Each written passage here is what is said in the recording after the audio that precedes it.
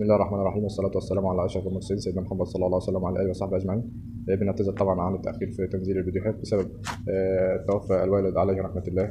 ربنا يجعله من أهل الجنة ويرحم أموات المسلمين جميعا، دعواتكم له بالرحمة والمغفرة ويلهم أهله الصبر والسلوان، آمين يا رب العالمين. النهارده النهارده هنتكلم فيديو جديد على قناة وديني على اليوتيوب. الفيديو بيقول إزاي تهرب من غرامات المترو. إزاي تهرب من غرامات المترو يا عم؟ ده تفهم إزاي؟ أهم الأفكار: مفهوم مترو الأنفاق في القاهرة. 2. لماذا تقع الناس في أخطاء المترو أو غرامات المترو. 3. ما هي مخالفات المترو. 4. أهم نصائح القناة.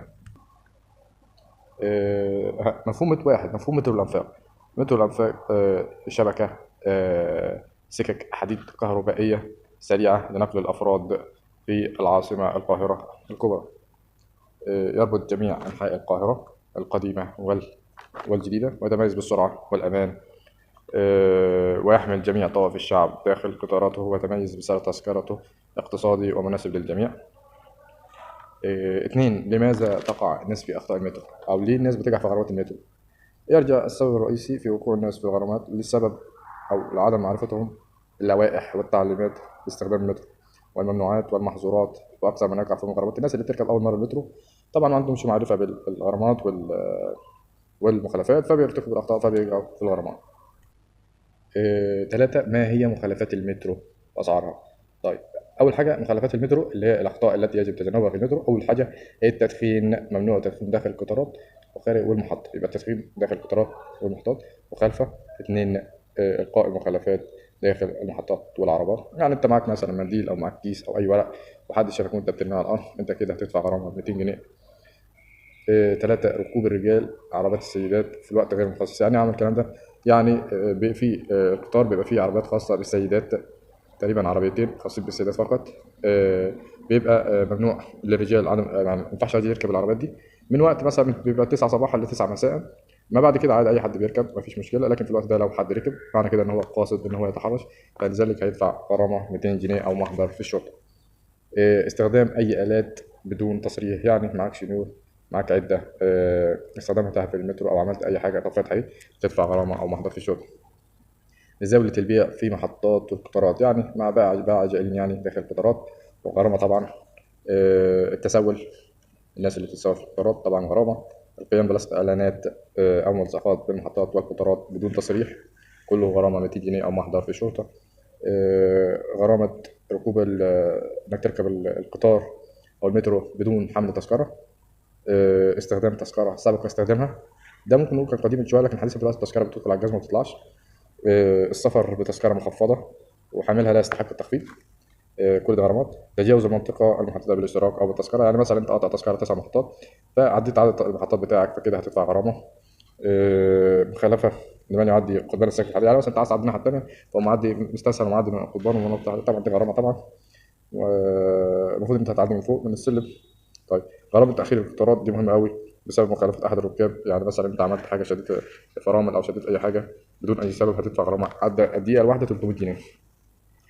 أي دقيقة أنت هتكون سبب في تأخيرها هتدفع 300 جنيه. طيب، لو أنت بقى عملت ضرر وأخرت القطار، هتبقى غرامة 400 جنيه، وهتدفع قيمة الضرر اللي أنت عملته. كل دقيقة هتأخرها القطار تدفع عليها 400 جنيه. يبقى دي ما هي إيه مخالفات المترو يجب الحذر منها. في العموم هي بتبقى غرامة من 200 ل 50 جنيه، يا إما هيتعمل لك محضر في الشرطة، يعني جوه بيبقى فيه أفراد شرطة بيتعمل لك محضر، المحضر هيجي لك على البيت، فالناس بتستسهل إنها بتدفع فلوس وتخلص إيه وقتها وبتاخد غرامة وخلصت. آخر حاجة نصائح القناة لركاب المترو: 1. لو حاسس إنك هتغلط في عدد محطات القطارات، يعني كل عندنا 3 أنواع تذاكر، 3 6 9 محطات، 16 عدد لا محدود، فاقطع وبين فرق بينهم بسيط، يعني 7 5 7 9 12 تقريبا. فاقطع اكبر تذكره لو حاسس انك تغلط في عدد المحطات، او الراجل يمكن ينسى غصب عنه بتاع الشباك او انت تكون محطه غلط، فاقطع تذكره اكبر سعر مش اقل من الغرامه بكتير، يعني 10 جنيه غير الغرامه 200 جنيه، فاقطع اكبر تذكره لو انت حاسس انك تغلط.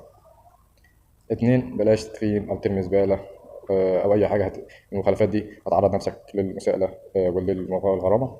3. الحيوانات ممنوع اصطحابها نهائيا، سواء معاك عصفور في قفص او معاك قطه في القفص بتاعها، ممنوع حاططهم بيها خالص. 4 حاجه خلي بالك من محفظتك وموبايلك، لان في الزحمه بيبقى في نشالين طبعا وحراميه كتير، فحافظ على نفسك وامن نفسك، خلي مثلا محفظه في جيبك او الشنطه قدامك زي ما قلنا قبل كده كذا مره. هتلاقي جميع جنسيات العالم في المترو، مصريين وافارقه وعرب واخوات من جميع انحاء العالم. فما تستعجبش وما تستغربش، ما فيش داعي للتنمر، كلنا ولاد تسعه. بلاش تبص غيرك سواء لابس او مش شيك او مظبط نفسه، ما حدش عارف ظروف غيرك، احمد ربنا على كل حال. اوعى تنام في المترو لانك هتلاقي نفسك تجاوزت عدد المحطات، هيصحوك وهتلاقي نفسك دخلت غرامه. لازم تعرف ان المترو مجرد وسيله هتنقلك لمكانك اللي انت رايحه على مكان معين، فما تنساش الهدف الرئيسي بتاعك.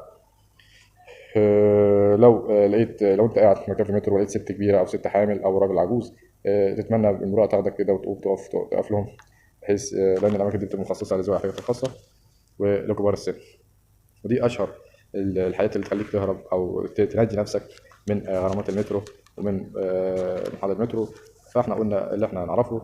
نتمنى ان انتوا تكونوا استفدتوا من الفيديو، ولو عجبك الفيديو اضغط لنا لايك واكتب لنا في التعليقات لو عاوز تروح مكان معين. ما تنساش تعمل اشتراك وفعل الجرس لتصل كل جديد مع قناة مدينة. السلام عليكم ورحمة الله وبركاته. أسألكم الدعاء للوالد عليه رحمة الله.